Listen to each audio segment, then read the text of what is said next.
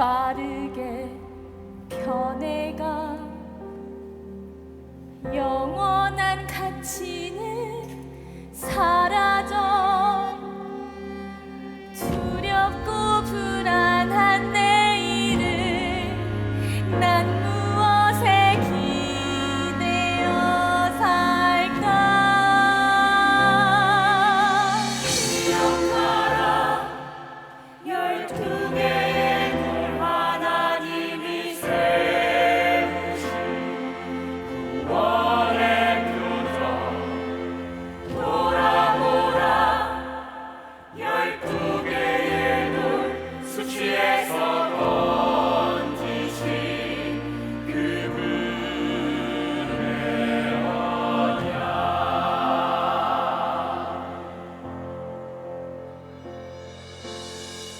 아무도 아는 이 없는 황폐한 이곳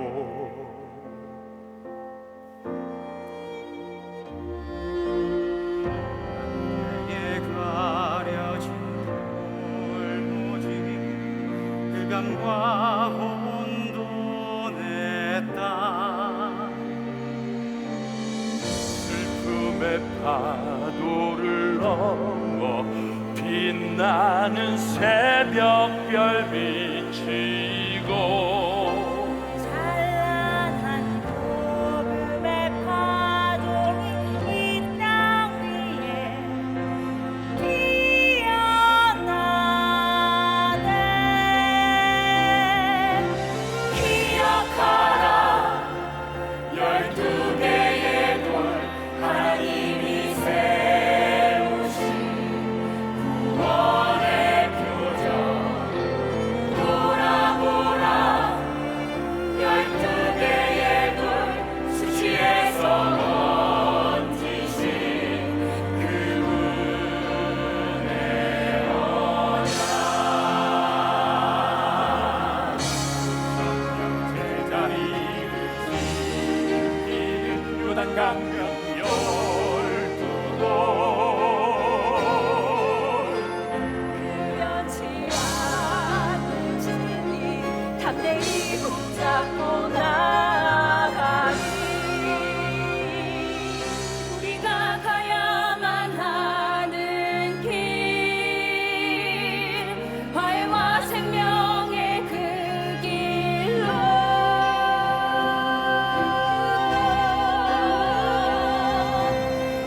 기억하라 돌아보라 내 앞에 두라.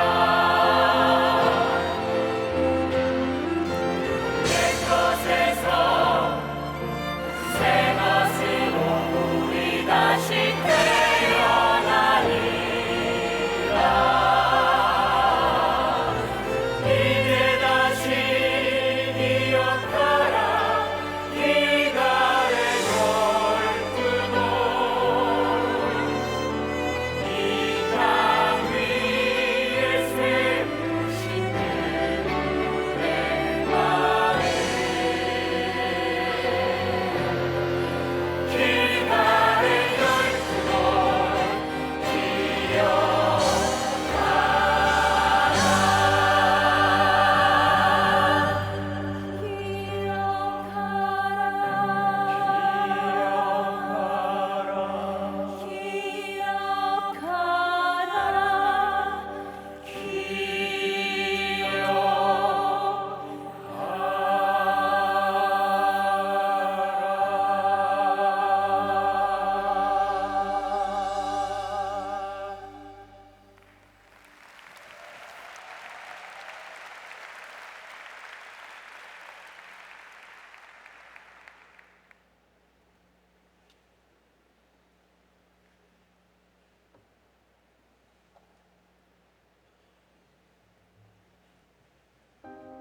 (1907년 1월) 경양 장대현교회 사경회의 마지막 날이었습니다. 예배당 안에는 흰옷을 입은 조선 사람들로 가득 찼습니다. 단상 앞에 흰 두루마리를 입은 길선주 목사가 서 있습니다. 길 목사는 밧줄로 자신의 몸을 꽁꽁 묶고 사람들을 향해 외칩니다. 여러분, 이것이 죄입니다. 우리 모두는 지금 이렇게 죄에 묶여 있습니다. 그는 밧줄에서 빠져나가기 위해 온몸을 비틀고 신음하며 안간힘을 씁니다. 밧줄이 끊어지고 자유의 몸이 된 그는 자신과 반목했던 맥균 선교사에게 달려가 그를 끌어안습니다. 내가 당신을 미워했습니다. 나를 용서하시오. 두 사람은 서로 안고 눈물을 흘립니다. 길 목사는 단상 위에 올라 회개의 말씀을 선포하고 회중들은 그 앞에 울부짖으며 자신의 숨은 죄들을 고백합니다. 밤새 울음소리로 가득 찼던 교회는 날이 밝자 해방된 이들의 웃음소리로 가득 찹니다. 이것이 지금은 북한의 수도가 된 평양에서 일어난 영적 대각성의 풍경이었습니다. 1907년 당시 현장에 있던 선교사 무원은 보고서에 이와 같이 기록하고 있습니다. 무엇보다 귀중한 것은 이번 부흥운동으로 한국인들이 다른 식으로는 불가능한 그리스도인 체험을 하게 됐다는 것입니다. 십자가와 보혈 그리고 부활의 옛 복음이 이제 완전한 구원에 생생하게 체험되고 있습니다. 게으르고 무익했던 무리가 엄청난 능력을 가진 복음 전도자로 변화하였습니다.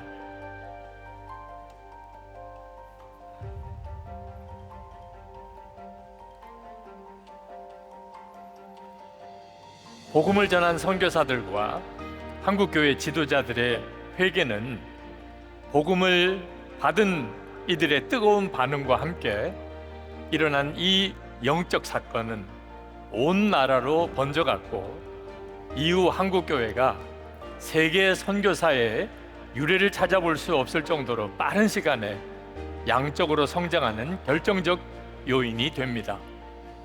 이 특별한 부흥은 한국 교회사 140년의 파도를 넘어 역사의 위기 속에서도 불씨를 일으키고 마침내 한국 교회가 세계 선교를 견인하게 하는 모판이 되어줍니다.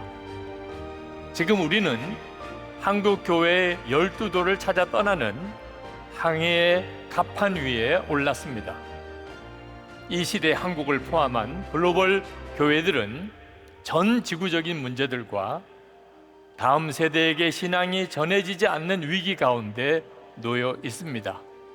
우리의 다음 세대들이 당신들이 가져다 놓은 그 12돌이 무엇이냐고 묻는다면 우리는 이들에게 분명한 대답을 들려주어야 할 것입니다. 그리고 그 답은 하나님께서 우리 역사 속에서 행하신 일들이 될 것입니다. 이제 우리는 이 과거로의 항해 가운데서 하나님께서 한국 교회를 위해 행하신 총체적 복음 사건들을 만나게 될 것입니다. 자, 그렇다면 평양 대부흥이라는 모판이 심겨지도록 밭을 기경한 이들은 과연 누구였을까요?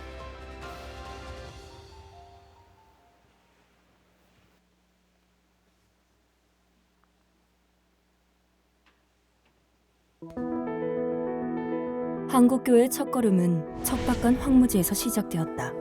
유교를 기반으로 한 왕권 국가였던 조선은 서양 세력을 배척하며 문을 닫아걸었다.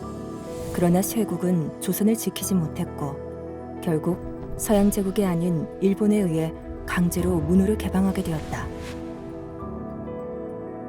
정치가 부패하고 국방이 무너지고 민생이 파탄나면서 조선의 민초들은 배고프고 상처입고 병들어갔다. 그러나 이처럼 흑암이 깊음 위에 있던 땅 조선에 성령의 운행하심으로 창세기 1장 3절이 시작된다. 하나님이 이르시되 빛이 있으라 하시니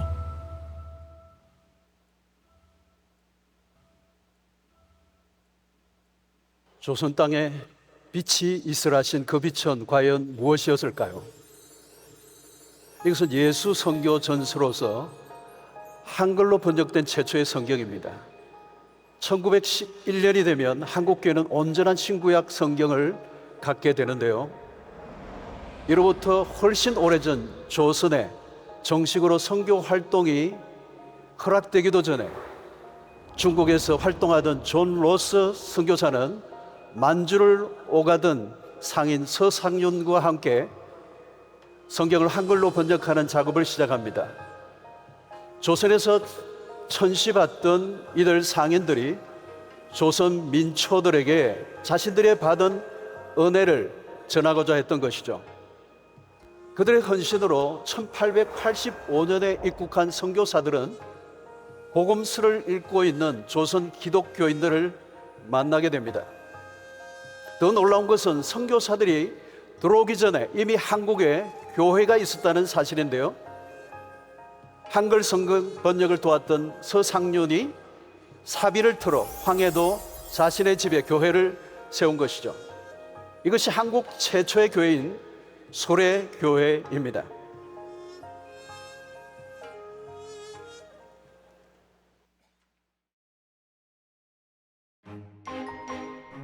(1885년) 부활절, 미국 장로교회 언더우드와 감리교회 아펜젤러가 입국하면서 조선 정부의 승인하에 본격적인 한국 선교가 시작된다.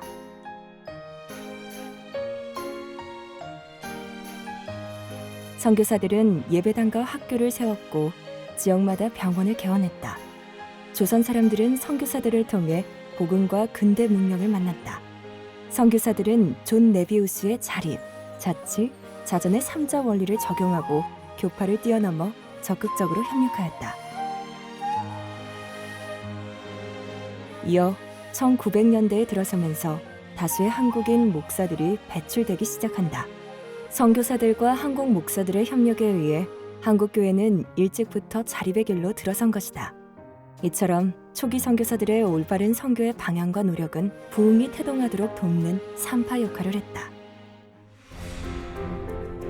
한국교회는 초기부터 독특한 신앙 문화를 만들어갔다. 새벽 기도회와 전도하는 날을 구별하여 드리는 나련법, 그리고 열정적인 사경회가 그것이었다.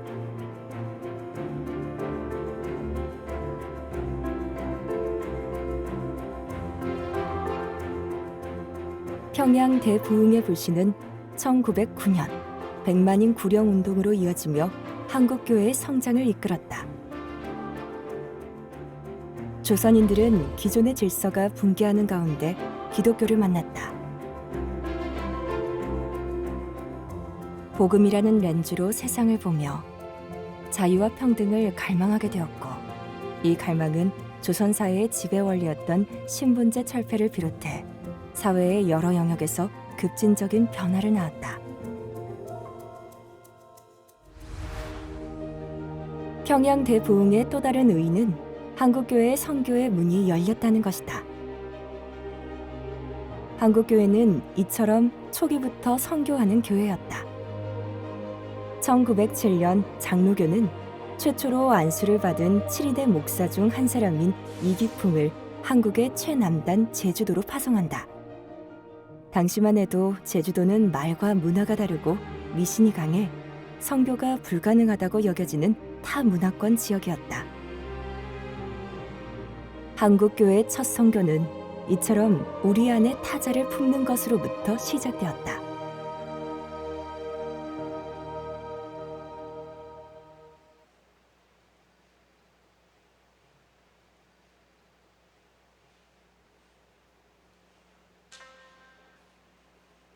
These are Joseon's earthenware bowls called maksabal. Helly Appenzeller, one of the first missionaries to Korea, said the following in his sermon: Joseon is a country of earthenware. The king and noblemen use celadon or white porcelain, but the people use maksabal, a common earthen bowl. Appenzeller likened the people of Korea to jars of clay, as written in 2 Corinthians 4, 7. Korean Christians place the treasure of the gospel within themselves, broken, humble, and common clay bowls, and eagerly share the gospel with their people. As a result, the gospel spread throughout Korea like a plant stretching out its roots, nurtured only by God's grace and love. However, dark clouds covered over the Korean peninsula. After enduring 35 years of Japanese colonization and then regaining its sovereignty, the nation of Korea was tragically divided into two, North and South Korea. Caught in the middle of this tragedy was the Korean church. However, the incessant waves of turmoil distinguished the true believers who had remained steadfast in their faith.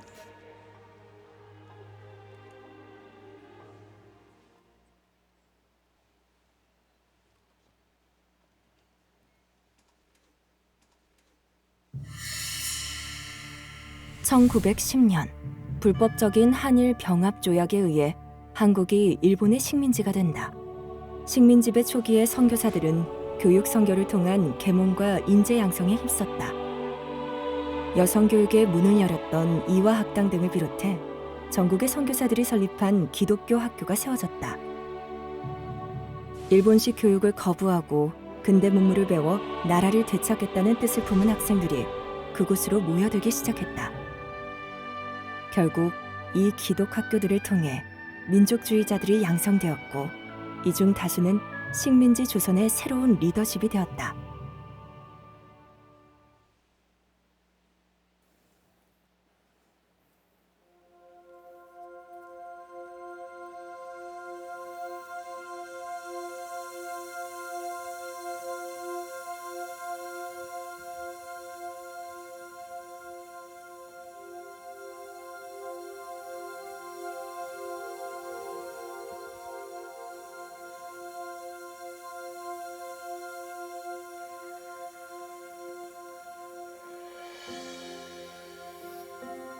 주님, 너무 고통스럽습니다.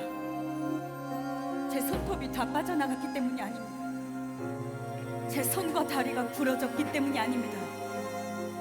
나라를 잃어버렸는데 그 나라를 위해 바칠 목숨이 오직 하나밖에 없는 것이 원통할 뿐이나이다.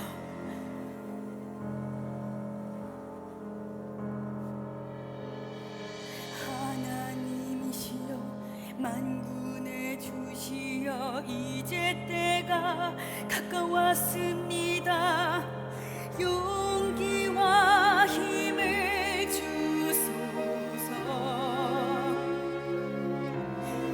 우리에게 자유와 독립을 주소서.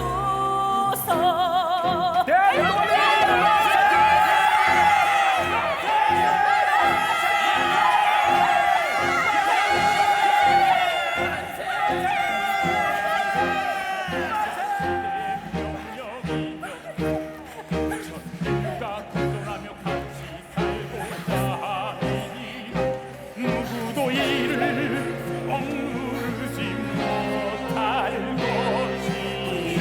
하늘의 지시자 시대의 명령이며 전 인류가 공존하며 같이 살고자 하느니 누구도 이를 억누르지 못할 것이다. 우리를 위해 우리 조선이 독립한 나라인가? 조선 사람이 전적인 민족임을 선언한다. 대한독립 만세!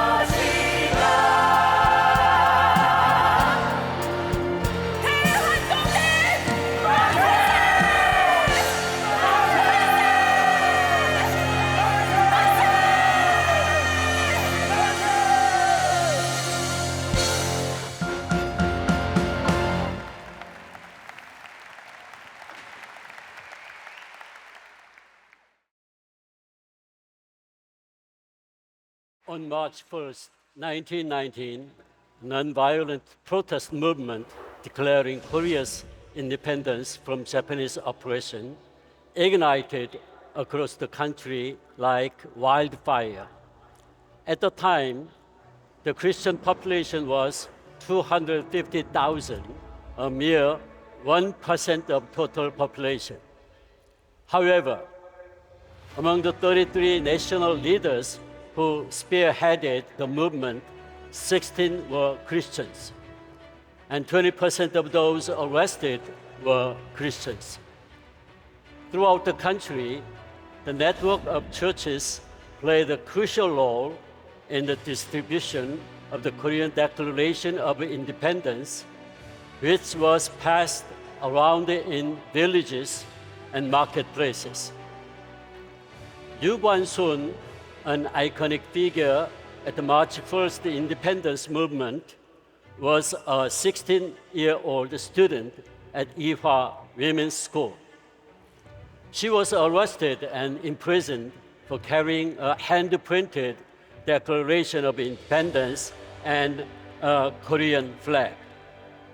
As she was being arrested and even imprisoned, she continued to shout, 대한독립 만세, which means long live Korean independence, before ultimately dying in prison.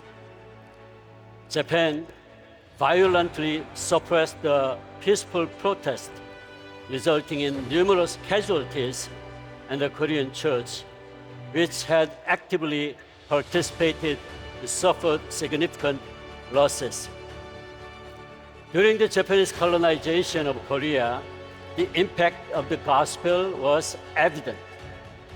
Through the involvement of the Christians in the Korean independence movement, Yu Guan-sun, at just 16 years old, demonstrated deep faith by bravely resisting until her death, symbolizing a profound understanding of the social responsibility of Christians. Despite despairing reality of national subjugation, the gospel continued to spread and the Korean church continued to expand.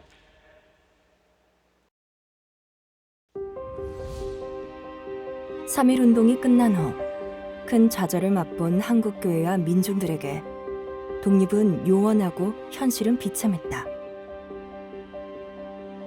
그러나 이 시기에도 부흥을 사모하는 열망은 식지 않고 이어져 1920년대 장로교회 길선조와 김익두, 1930년대 감리교회 이용도로 이어진 전국적인 부흥 사경의 운동이 일어난다. 신유의 기적을 비롯해 성령 체험을 강조한 이들의 강렬한 성령 운동이 한때 이단 시비에 휘말리기도 했으나 이들은 민족의 시련을 견뎌낼 유일한 소망은 복음밖에 없다는 메시지를 전파하고 수많은 사람들을 개종시키며 부흥의 불씨를 이어갔다. 이렇듯 좌절을 딛고 다시 일어서기 시작한 한국교회는 1920년대 신령 양성 운동을 주도한다. 복음의 영향으로 조선 기독교인들은 나라를 빼앗길 수밖에 없었던 무지를 돌아본과 동시에 새롭게 되려는 열망으로 여러 계몽운동들을 일으키게 되는데, 이는 우리 물건을 우리가 생산하자는 물산 장려운동, YMCA, YWCA의 기독교 청년운동, 그리고 질병 퇴치운동 등으로 발화된다. 이 시기 또 다른 놀라운 사건은 한국교회가 나라를 잃은 시련 가운데서도 해외 선교를 시작했다는 것이다. 한국 장로교회는 1912년 9월 장로교 총회를 창립하면서 선교사 파송을 만장일치로 결의한다. 그 후 1917년에 파송된 아버지 방용원 선교사에 이어 중국 산동 지방을 개척한 방지일 선교사에 의해 한국교회는 큰 선교의 열매를 맺는다. 방지일은 20년간 일본 경찰의 수사와 연행을 당하면서도 1957년 중국의 마지막 개신교 선교사로서 공산당에 의해 추방될 때까지 수많은 중국인들을 개종시켰다. 이처럼 어둠 속에서도 복음의 파장은 한국교회를 일어서게 했다. 그러나 이제 역사의 시련이 가져다준 임계점에 도달한 것일까? 1945년 해방이 되기까지 7년간 길고 암울한 한국교의 밤이 시작된다. 1931년 만주사변을 일으킨 일본 제국은 전쟁을 위해 한국의 자원과 노동력을 동원하고 신사참배를 강요하기 시작한다. 끝까지 저항한 선교사들이 학교의 자진 폐쇄를 결정한 데 이어 200여 교회가 문을 닫고 2천여 명이 투옥된다. 신사참배냐 예배의 중단이냐의 갈림길에서 한국교회는 결국 무릎을 꿇고 만다. 1938년 수년간 버티던 장로교 총회마저 신사참배를 결의하고 한국교회는 급속도로 무너진다. 각 교단의 지도자들은 앞다투어 헌금을 바쳐 전투기를 헌납하며 일본의 전쟁 수행에 협력한다. 전쟁을 지지하는 시국 강연에 나서고 민족의식을 고취하는 찬송가를 삭제하며 나아가 모든 교파를 일본 기독교 주성교단으로 통폐합한다. 곧이어 태평양 전쟁이 발발하고 일본이 미국을 적으로 규정하면서 위기에 봉착한 선교사들마저 본국으로 철수하게 된다.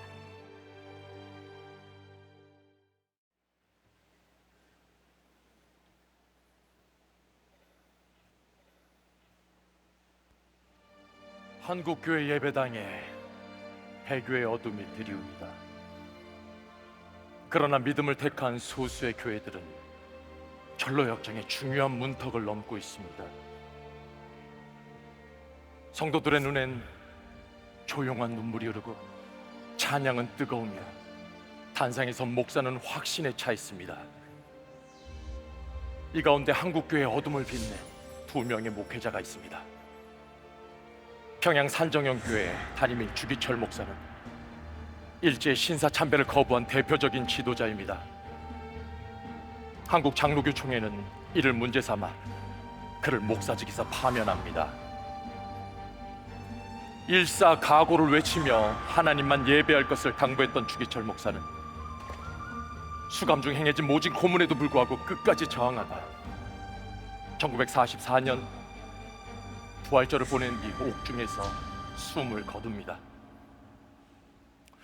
그리고 또 한 명의 목회자가 해방 후 감옥에서 풀려나 한센병 환자들의 공동체인 여수 애양원으로 향합니다.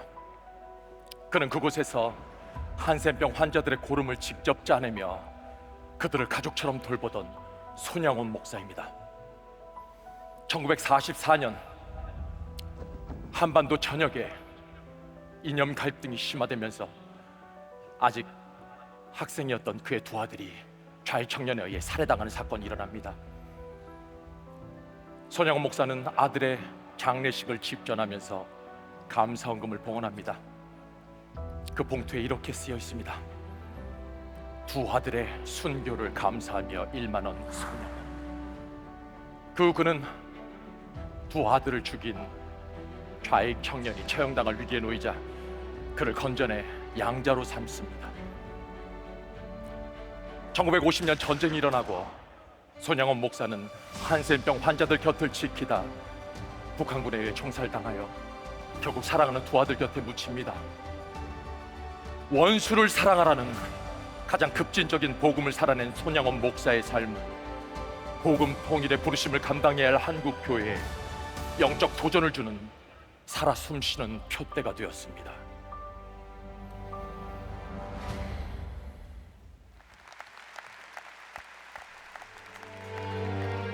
(1945년 8월 15일) 시련을 견뎌낸 한국교회가 상처투성이로 해방을 맞이하지만 그 기쁨은 찰나였다.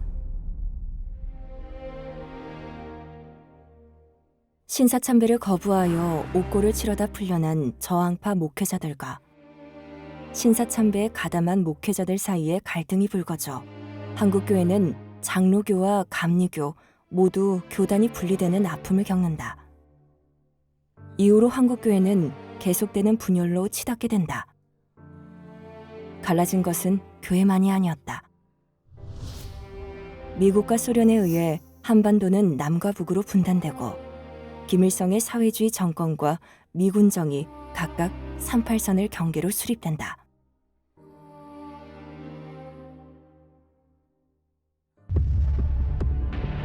(1950년 6월 25일) 새벽 북한군이 38도선을 넘어 남침하면서 같은 민족끼리 총부리를 겨눈 한국전쟁이 발발한다. 전쟁이 한반도를 휩쓸고 간 자리에 군인과 민간인을 합쳐 300만 명 이상의 사망자가 발생하고 이 과정에서 수많은 기독교인들이 북한군에 의해 희생을 당하고 만다. 이처럼 교회가 분열하고 나라가 분단되는 아픔 속에서 복음은 과연 어떤 일을 할 수 있었을까?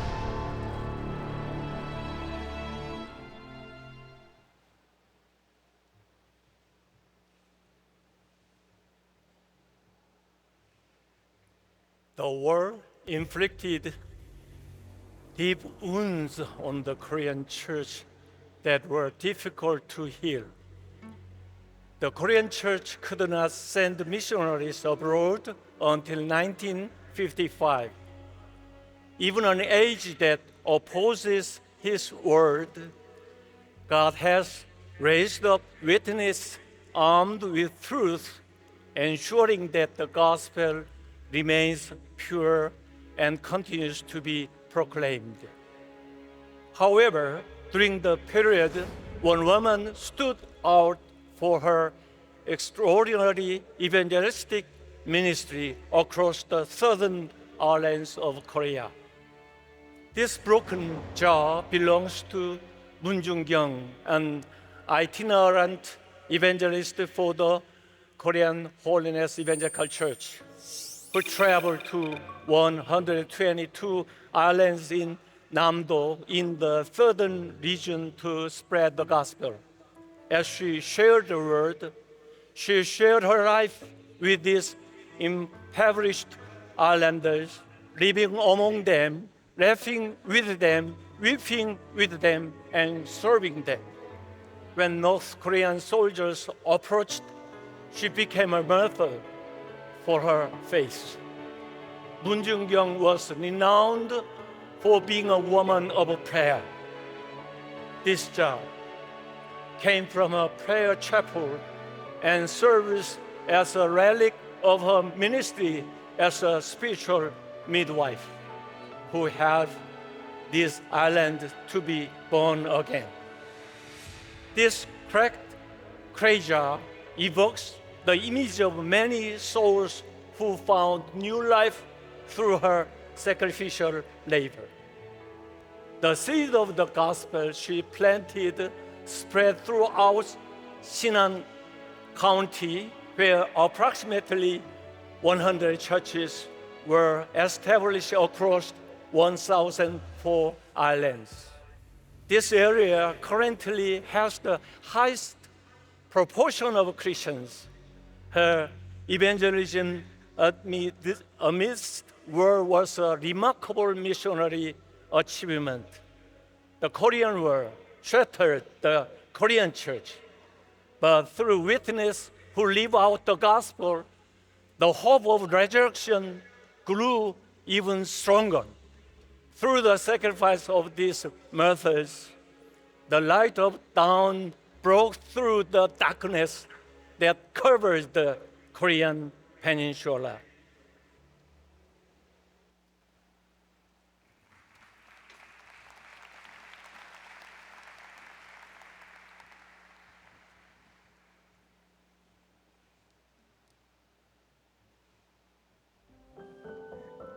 아무것도 없는 폐허에 사람들이 삼삼오오 모여 앉았습니다.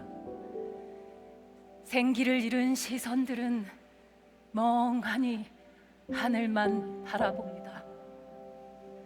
그때 한 사람이 일어나더니 쓰러진 나무를 세워 땅에 꽂습니다. 그리고는 부서진 석체와 합판들로 벽을 두릅니다. 그 위에 비와 햇빛을 가리는 천막을 치고 십자가를 겁니다. 비바람이 치고 전쟁 고아들과 미망인들, 오갈 데 없는 피란민들이 모여들었습니다. 그들은 배급받은 밀가루와 가구유를 나누며 오병이어를 재현합니다. 어둠이 내리자 사방이 붉은 십자가로 빼고 갑니다. 심령이 가난한 자들의 거처는 점차 큰 교회로 변모됩니다. 전쟁의 결과는 참혹했습니다. 셀 수 없이 많은 이들이 죽었고 삶의 터전은 잿더미 속에 사라졌습니다. 공산주의 핍박으로 인해 신앙의 자유를 찾아 내려온 피난민들의 사정은 더욱 비참했습니다. 하지만 그분들은 가는 곳마다 천막교회를 세웠고 십자가 아래 모였습니다. 남한으로 내려온 피난민 공동체는 남한교회에 커다란 변화를 가져왔습니다. 그리고 그 중심에 한경직 목사님이 계셨습니다. 한국전쟁 직후 기근까지 덮쳐 굶어 죽는 사람들이 많아지자 한경직 목사님과 한국교회 지도자 그리고 선교사들은 네트워크를 활용해 지원받은 구호물자를 굶주리는 백성들에게 아낌없이 나누었습니다. 그 후 1951년과 1952년에 미국의 부흥사인 밥 피어스 목사님과 에버렛 스완슨 목사님이 각각 방한하여 한국의 비참한 현실을 목도하게 되었고 전쟁 피해자들을 돕기로 결심하게 됩니다. 이것이 세계 최대의 민간 국제 기구인 월드비전과 컴패션의 출발이 되었습니다. 또한 평양 의대 교수였던 장기려 박사님은 피난촌이었던 부산의 복음병원을 열어 가난한 분들을 무상으로 치료하며 오늘날 건강보험의 근간을 마련하였습니다. 이처럼 전후 재건기의 한국교회는 무너진 세상 속에서 구원의 방주가 되었으며 교회는 사회적 책임을 거의 모든 영역에서 펼치며 성장해 나갔습니다. 그리고 전쟁의 상흔이 채 가시기도 전인 1956년 한국교회는 최찬영 선교사님, 김순일 선교사님을 태국으로 파송하였습니다. 그리고 또다시 세계 선교의 뜨거운 열정을 회복하며 선교를 이어가게 됐습니다.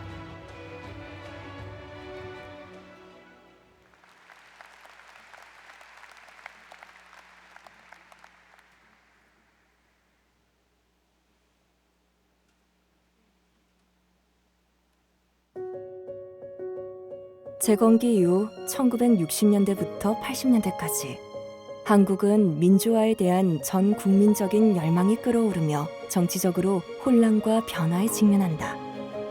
교회는 산업화로 인해 도시로 모인 노동자들에게 복음을 전하기 위해 도시 산업 선교회를 설립한다.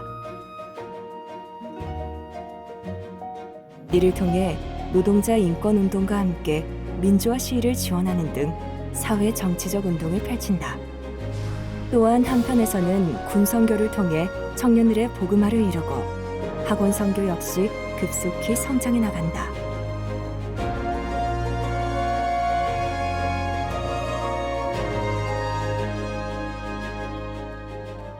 (1964년) 한국 개신교 선교 80주년을 맞이하여 이화여자대학의 초대 총장인 김한란은 교계 지도자 75명을 초청하여 복음화 운동을 위한 간담회를 개최한다. 그의 제안을 교회 지도자들이 공감하고 지지하여 개신교 17개 교단이 함께 참여하기로 결의한다. 이는 분열되었던 한국교회의 연합과 더불어 제2의 부흥기를 알리는 신호탄이었다.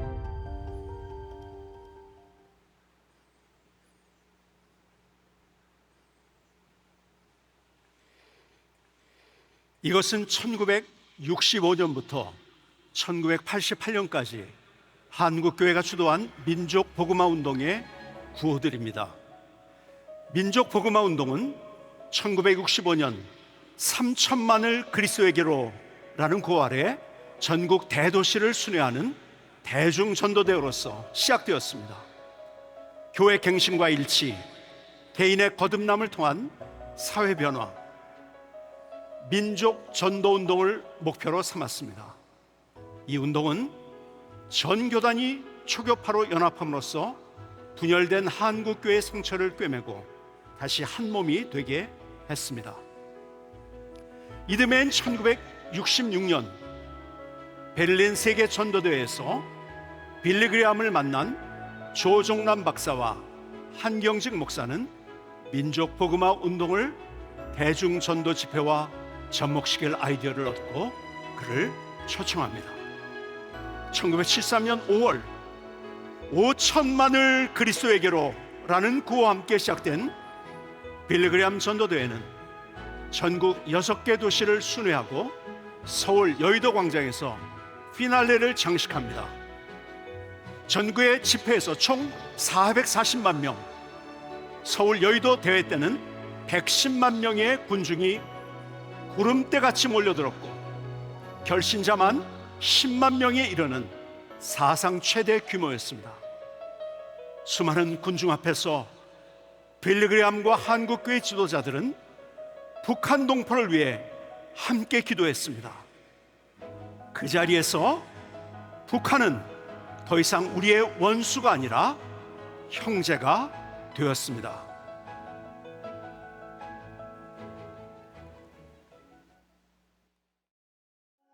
민족복음화 운동은 이후로 CCC 김중곤 목사가 주도했던 74년 엑스플로 전도대회와 77년 민족복음화 대성회, 80년 세계복음화 대성회, 그리고 84년에 한국교회 100주년 기념 선교대회와 여의도 순복음교회의 조용기 목사가 주도했던 88년 88 세계복음화 대성회 등의 대중 전도 집회로 이어진다. 이와 같은 열정은 평양 대부흥 이후 한국교회의 DNA 속에 흐르는 부흥을 향한 열망이 다시 되살아난 것이라고 볼 수 있을 것이다. 1988년 서울 올림픽을 기점으로 세계화가 이뤄져 교회 성장과 선교운동이 가속화된다. 1960년 5,011개에 불과했던 교회 숫자가 1990년에 이르러 35,819개까지 늘어나는데 이는 30년간 7배 이상 증가한 엄청난 성장이었다. 더불어 1960년에 전체 인구의 2.5%에 불과했던 기독교 인구는 95년에는 전체 인구의 20%에 육박하게 된다. 또 다른 성장의 측면으로 1980년대 전후로 이루어진 대도시 중심의 도시개발과 함께 대형 교회들이 출현하기 시작한다. 더욱 의미 있는 것은 1991년에 이르러 한국은 도움을 받던 나라에서 도움을 주는 나라로 역사적인 전환을 이루었다는 점이다. 복음을 기반으로 구제와 양육을 실천하는 월드비전과 컴패션 등 국제 NGO들의 수혜국에서 한국은 수많은 기독교인 후원자들이 봉사하는 후원국으로 변화된 것이다. 이와 같은 급속한 성장을 허락하신 하나님의 뜻은 과연 어디에 있었을까?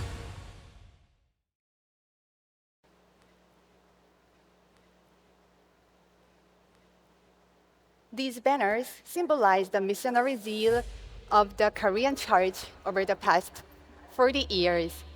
Through the mass evangelist rallies in the 1970s, the Korean church began to look beyond its borders once again. During this period, Korean evangelicals were starting to become influenced and inspired by the Lausanne Congress of 1974. This influence was particularly profound among Christian youth in the 1980s, who grappled with the gospel's relevance amidst changing realities in their world. The Lausanne Covenant that emerged from the Lausanne Congress of 1974 served as a beacon of hope for them. They began to understand that the gospel is not exclusive to them, but intended for all peoples of the world.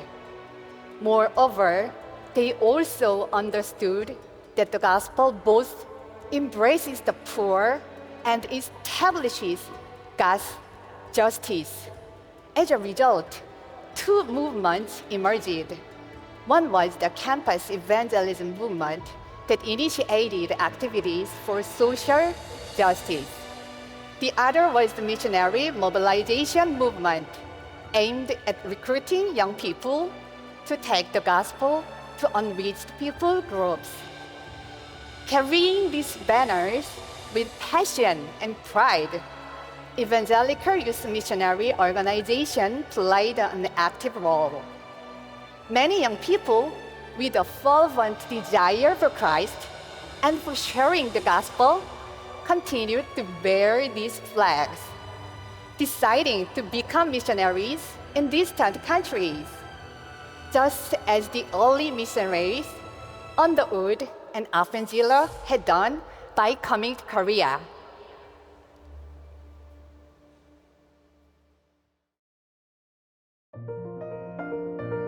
이 시기에 대학교 선교 단체 출신들 중 주목할 만한 운동을 이끈 한국의 복음주의 리더들이 있다.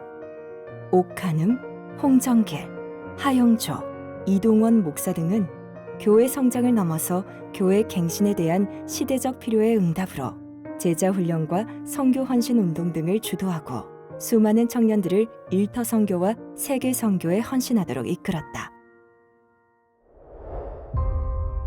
깃발을 든 청년들의 행진은 계속 이어져 미국에서 학생 자원자 운동이 일어난 1888년에 100년 후인 1988년 선교 한국 청년 대학생 선교 운동이 한국에서 일어난다. 2년마다 열리는 선교 집회는 지난 35년 동안 수많은 청년 대학생들에게 선교를 도전했다. 그 결과 80년에 100명이던 선교사 숫자가 89년에 1000명이 되고 2002년에 10,000명을 돌파하더니 2013년에 2만 명을 넘어서며 한국은 선교사 파송 순위로 세계 2위를 기록한다. 한국선교연구원에 따르면 2023년 말 기준으로 세계 174개국에서 21,917명의 한국인 장기 선교사와 451명의 단기 선교사가 사역 중이다. 이처럼 한국교회의 두 번째 부흥을 이끄신 하나님의 시선은 선명하게 세계의 땅끝을 향하고 있었다. 너도 나도 복음의 일꾼이 되겠다고 서원했고 교회들은 기쁨으로 선교사를 파송했다. 그 헌신과 기도로 이제 한국은 선교사를 받던 나라에서 선교사를 보내는 나라로 변모해 글로벌 선교의 주역으로 등장한 것이다.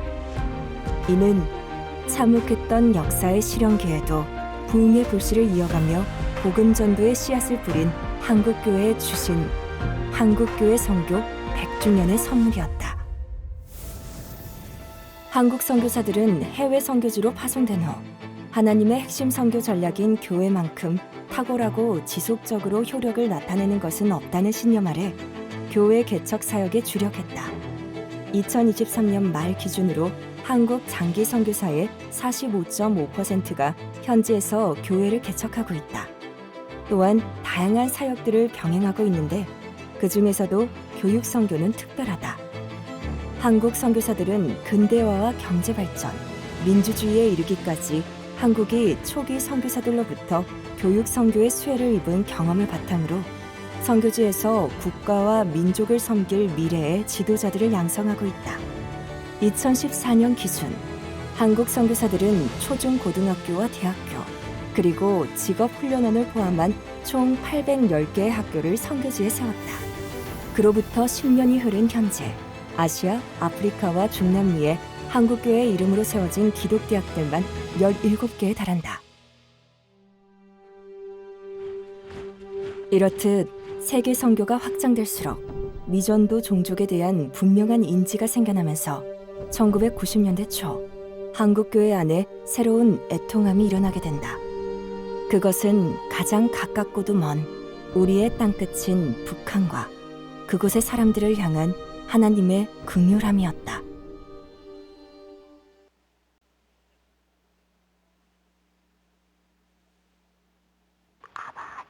오늘 아버지요, 교회가 다 무너졌습니다.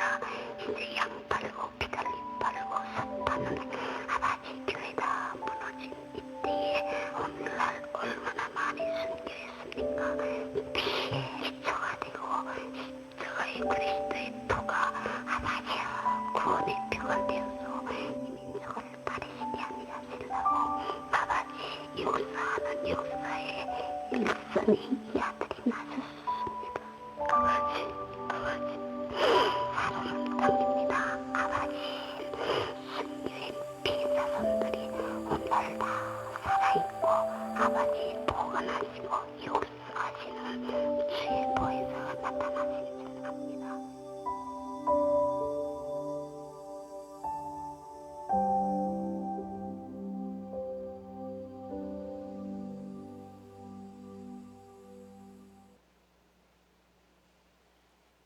In the mid 1990s, North Korea experienced a severe famine due to drought, resulting in hundreds of thousands dying from starvation.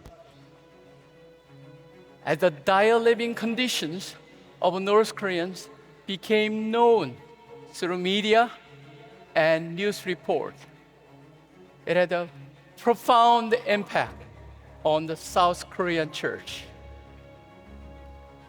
Interest in North Korea surged, and evangelical churches actively engaged in a full-scale North Korean mission movement. South Korean churches shouldered 90% of the cost to send food aid to the North and welcomed over 30,000 North Korean defectors. Christian alternative schools for young North Korean defectors were established, and prayer meetings for North Korea were held in churches, and various ministries for defectors were initiated. Indeed, the era of North Korean missions had begun. Yet, North Korea still represents both the closest and farthest ends of the world. Testimony from North Korean defectors reveal that there are still significant number of Christians in North Korea who smuggle Bibles into the country and gather in underground churches, risking torture and death in political prison camps. Open Door International estimate that the number of underground church members ranges from 50,000 to 70,000.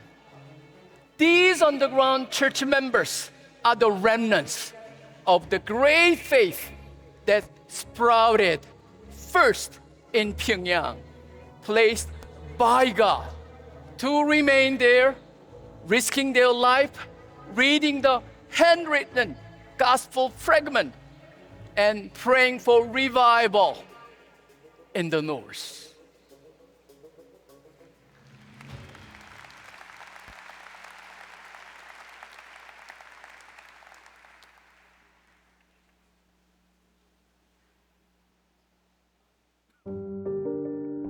(2019년) 시작된 코로나 사태는 한국 교회에 큰 충격을 주었고 그 여진은 계속되고 있다. 언론 추산 1만 개의 교회가 문을 닫았고 2024년 현재 30%에 이르는 교인들이 교회로 돌아오지 않고 있다. 또한 극심한 저출산과 고령화 사회로 진입하면서 다음 세대에 대한 전망은 더욱 어두워지고 있다. 사회 전 영역에 걸친 심각한 분열과 한반도의 평화 위기 또한 불안을 가중시키고 있다. 한편 AI를 비롯한 4차 산업혁명으로 인한 변화에 직면해 있으며 기후재난과 생태계 위기는 하나님의 창조 세계를 보존할 사명을 부여받은 한국교회와 글로벌 교회의 경종을 울리고 있다. 그러나 한국교회는 지금 당면한 이 모든 문제들을 견인해 나가기에 제동이 걸린 상황이다. 1995년 성장의 정점 이후 한국교회는 대체 어떤 조류들을 만난 것일까? 한국교회는 제2의 부흥기를 지나 1인당 국민소득 $10,000 시대를 맞이하면서 점차 쇠퇴하기 시작했다. 95년 이후 10년 동안 14만 4천 명의 성도가 감소했고 기독교인의 비율도 15%로 떨어졌다. 더 심각한 것은 한국교회가 끼친 선한 영향력에도 불구하고 사회 신뢰도가 급속히 하락했다는 점이다. 리서치에 따르면 현재 기독교에 대한 호감도는 25%에 불과하다. 기독교를 대표하는 핵심 단어는 배타적, 물질적, 위선적, 이기적이었다. 그 원인으로는 한국교회의 경쟁적인 개교회주의와 양적 성장에만 치중했던 점, 목회자를 비롯한 교회 리더십의 타락, 그리고 소통을 가로막는 교회 시스템이 문제로 지적되고 있다. 기독교인 개개인이 삶으로 복음을 살아내지 못한 위 선적 이미지도 원인으로 꼽힌다. 30여 년간 한국교회의 선교는 눈부신 성취를 이루었다. 그러나 한국교회가 침체하면서 선교 역시 위기를 맞고 있다. 파송 선교사가 줄어들고 있으며 현장에서는 선교사 리더십의 문제와 지나친 성과주의, 그리고 교계와 선교계의 과다 경쟁 문제 등이 불거지며 반성의 목소리가 높아지고 있다. 또한 한국교회는 선교적 교회로서의 전략면에서도 전환기를 맞고 있다. 점차 소외되어가는 지역교회 활성화와 늘어나는 이주민들을 품는 사역, 청년과 다음 세대를 위한 미디어 사역 등 현재와 미래에 걸쳐 그 중요성을 더해가고 있는 사역들을 위한 세심한 전략이 요구되고 있다.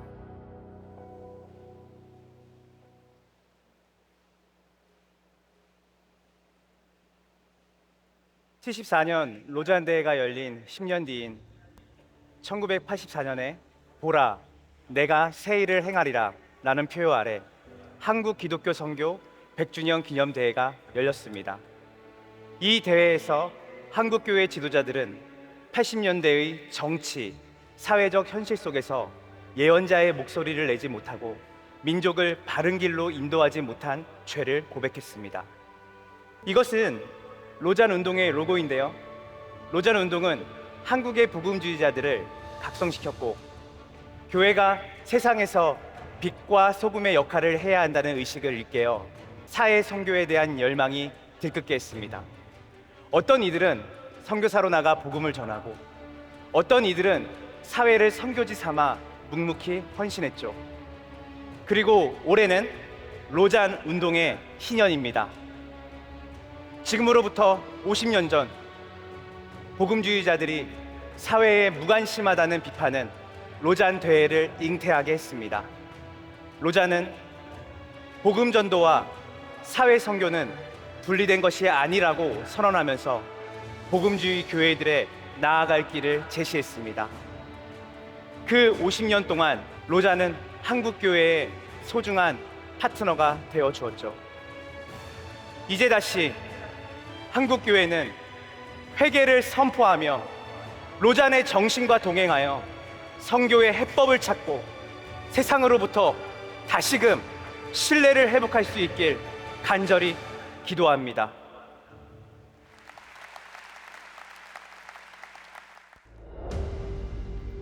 앞서 우리는 한국교회사 140년에 걸쳐 드러난 복음의 파장을 보았다. 이 140년의 내러티브는 역사를 주관하시는 하나님의 손길로만 해석될 수 있을 것이다.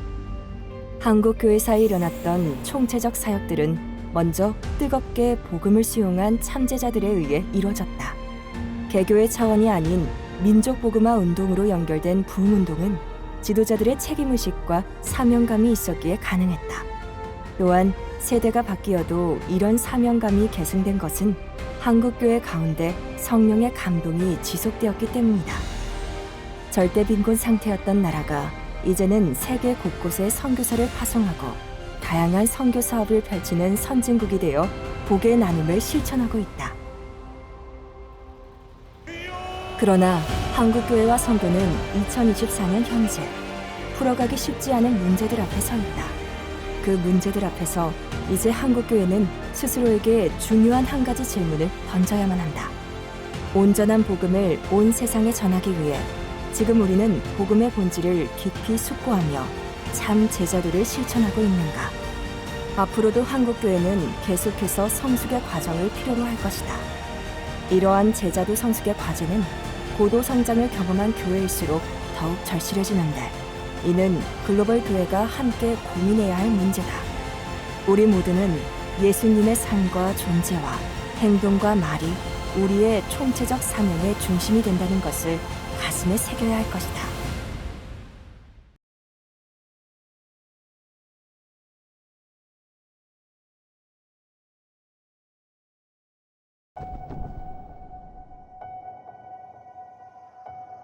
그냥 진흙탕으로 6시간 반 걷고 마지막에는 통나무 배가 모자라자 한 사람은 헤엄쳐서 강을 건너가지고 그리고 가게 된 마을이 우리 완본의 중심 마을이었어요.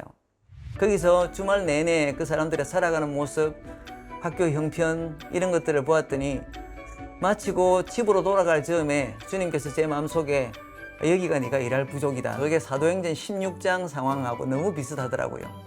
원래 여정에나 계획에는 없었던 그 마게도니아로의 부름, 이런 부름을 제가 그때 느꼈죠.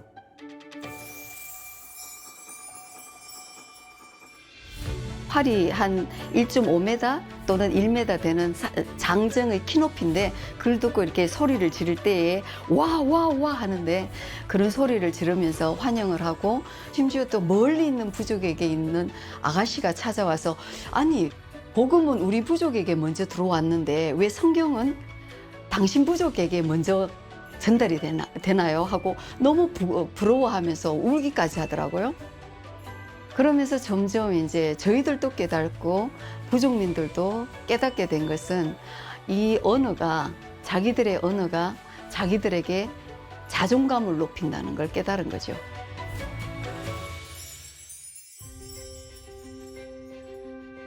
제목이 12부족의 만찬, 12부족과 함께하는 겨우의 만찬 그런 겁니다. 그리고는 그 밑에 부제가 붙어 있어요. 주님은 누구의 은으로 말씀하실까? 교회는 끊임없이 세상의 소외된 사람들을 하나님 나라로 초대하는 역할을 부여받았습니다. 그렇다고 하면 우리가 그 세상에 있는 사람들이 지금 하나님 나라의 초대를 알아들을 수 있는 형편에 있는가? 실상은 우리 주위에 수많은 소리 내지 않는 언어, 발성되지 않는 언어를 쓰는 사람들이 있어요. 그 사람들에게 소리 나는 한국어는 더 이상 모우가 아니에요. 누구겠습니까? 실제로 듣지도 못하고 말하지도 못하는 대신 수화로 자기들의 의사를 전달하는 사람들이죠. 이들이 가장 편안해하고 이들이 필요로 하는 언어는 무엇인가? 지금 이들의 언어로 번역되었다고 우리가 믿는 성경은 소위 그들의 가슴에 가장 와닿는 언어 방편으로 우리가 의사소통하고 있는 것인가 말이죠.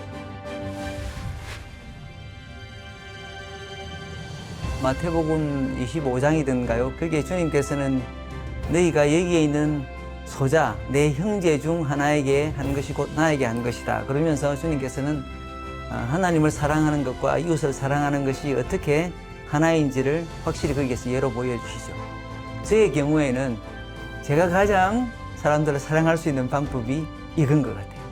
이웃 아주머니께서 마지막에 저희에게 목에다 걸어준 것이 있었어요.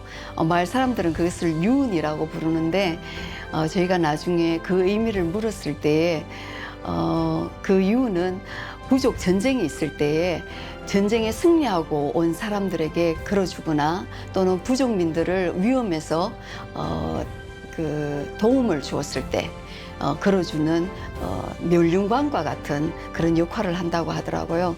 저희가 그것을 받고는 참 감사하기도 하고 참 부끄럽기도 하고 영광스럽기도 했습니다.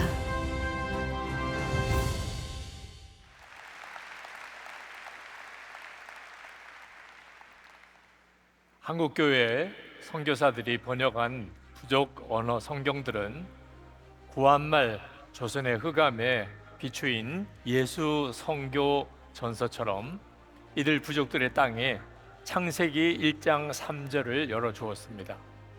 우리는 오직 복음에 자신을 던져 가난하고 무지한 조선의 영혼들을 위해 기꺼이 청춘을 불살랐던 파란 눈의 선교사들을 기억합니다. 한국 선교는 그 기억으로 탓을 삼아 항해 중이고 앞으로도 그 항해는 멈추지 않을 것입니다.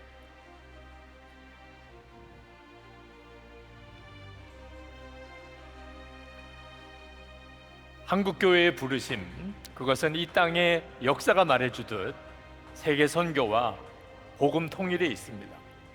아직 발자국이 남긴 적 없는 수많은 땅이 검은 머리의 한국 선교사들을 기다리고 있습니다. 그리고 1907년 그 위대한 부흥이 일어났던 장소에는 지금 평양 최대 규모의 김일성 부자 동상이 서 있습니다. 어떻게 우리는 이 부르심을 향한 항해를 다시 시작할 수 있을까요? 이제 우리는 한국교회의 12도를 찾아 떠난 여행의 종착지에 와 있습니다. 단 하나의 관문을 남겨둔 제 말입니다. 호리텐바움은 기억은 과거가 아닌 미래의 열쇠라고 했습니다. 12도를 찾아 떠난 과거로의 여정은 추억을 회상함이 아니라 미래를 다시 열기 위함이었습니다. 그리고 우리에겐 그 열쇠를 찾아 다음 세대에게 전해 주어야 할 의무가 있습니다. 그렇다면 그 열쇠를 찾기 위해 지금 우리가 돌아가야 할 장소는 과연 어디일까요?